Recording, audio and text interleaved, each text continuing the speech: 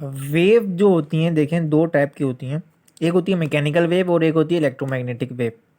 तो हमेशा याद रखें इस चैप्टर के अंदर, चैप्टर नंबर 8 के अंदर आपको इसकी दोनों की डेफिनेशन भी पूछी जा सकती हैं।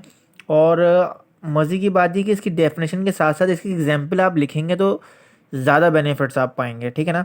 तो डिफाइन भी करके आ सकता है और ये जो है वो शॉर्ट के अंदर नोट के तौर पे भी आ सकता है कि वेव की कितनी टाइप्स होती हैं और उसे एक्सप्लेन करें थोड़ा सा। तो अब देखिए वेव जो है वो एक होती है मैकेनिकल इलेक्ट्रोमैकेनिकल, ठीक है। तो अब जो है हम पहले मैकेनिकल की बात कर लेते हैं। और वेव याद रखें कि वो चीज़ें जो कि एनर्जी भी ट्रांसपोर्ट करती है, यानी कि ये अगर ट्रैवल करेगी ना वेव, तो अपने साथ साथ एनर्जी भी लेके आएगी ये। तो ये बात याद रखिएगा। तो wave is a energy, is also called energy. तो अब देखो मैकेनिकल वेव क्या चीज़ है। मैकेनिकल वेव का आप लिखना है ऐसे कि wave that required material medium, medium से मुराद सॉलिड हो, लिक्विड हो, गैस हो, इस कॉल्ड मैकेनिकल वेव। यानी कि वो वेव जो कि जिसको मतलब रिक्वायरमेंट होती है किसी चीज़ की, किसी मीडियम की रिक्वायरमेंट होती है। फॉर एग्जांपल सॉलिड होता है, लिक्विड होता है, गैस होता है, ये तीनों चीज़ क्या होती हैं, तीनों चीज़ होती हैं मीडियम होती हैं ये। तो अब ये जो मीडियम होती है इसके ज़रिए जो होता है वो कोई भी वेव जो होती है वो प्रोड्यूस होती है और वो आगे बढ़ती है।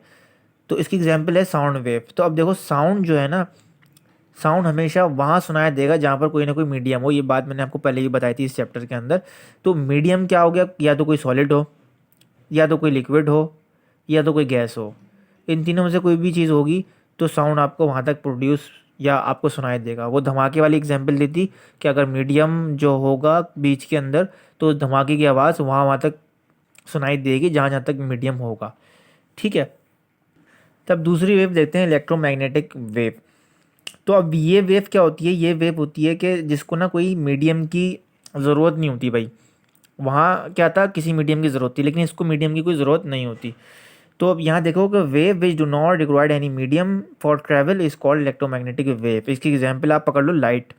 भाई लाइट की किसी भी कोई भी चीज़ की, किसी भी चीज़ की ज़रूरत नहीं है। लाइट जो आपकी आपको नज़र आएगी कैसे, देखो इतने दूर दूर जो हैं वो भैया सितारे हैं हमारे आसमान के ऊपर। कभी छत के ऊपर आप गए हो तो आपको नज़र आ रही होगी बहुत सारे जो हैं वो सितारे हैं, स्टार्स आपको नज़र आते होंगे।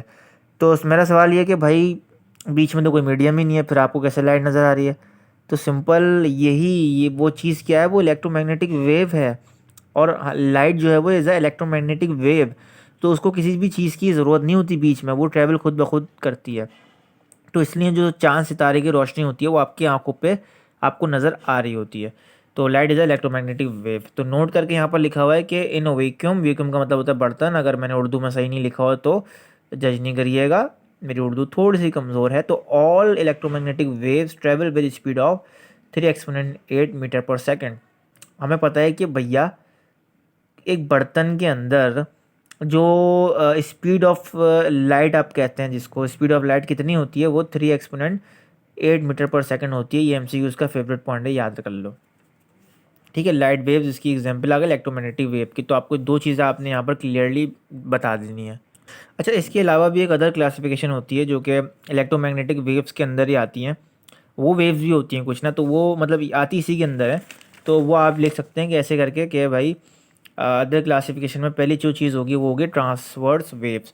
तो इसको आप किस तरह लिखेंगे, आप इस तरह लिखेंगे भैया, waves in which vibration are perpendicularly to the direction of propagation travel, ठीक है। यानी कि परपेंडिकुलरली ट्रैवल करती हैं। ये कैसे करती हैं ट्रांसवर्स वेव, देखो ये जो है ना ऊपर नीचे ऐसे, ये चीज़ क्या है, परपेंडिकुलरली ये कहलाती है 90 डिग्री के एंगल से, ठीक है। 90 का डिग्री बन रहा है हर जगह। तो ऊपर का जो चीज़ होती है इसको हम कहते हैं क्रस्ट, और नीचे की जो चीज़ होती है उसको हम कहते हैं ट्रफ। तो ये ऊपर नीचे का जो प्रोसेस होता है ये क्या है, ट्रांसवर्स वेव्स कहलाती हैं। तो अब देखो यहाँ पर नोट करके मैंने लिखा है कि transverse consist of alternate crest and troughs, ठीक है, आपको ये लिखना है। और एग्जाम्पल में आपको वाटर वेव्स यहाँ पर लगा देनी है, ठीक है ना।